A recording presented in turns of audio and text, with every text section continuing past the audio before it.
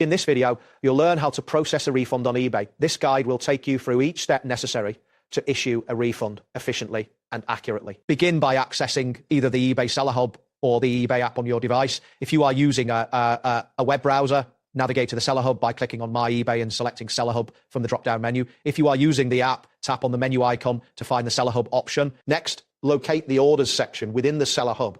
This area lists all your recent transactions, allowing you to manage your sales effectively. Once you find the Orders section, click on it to view a detailed list of your completed transactions. After this, identify the specific transaction for which you wish to issue a refund. Look for the order in question and click on it to open the transaction details. Within this view, you will see various options related to that order. Select the option labeled Send Refund to initiate the refund process. Once you select Send Refund, a new window will appear prompting you to enter the refund amount. Here, you can specify whether you intend to issue a full refund or a partial refund. It is important to ensure that you enter the correct amount, as this will affect both your finances and the buyer's satisfaction. After entering the amount, confirm the details of the refund and click on the button to submit your request. A confirmation message will appear indicating that your refund has been successfully processed. It is advisable to check your account balance and ensure that the refund amount does not exceed your available funds, as this could cause complications.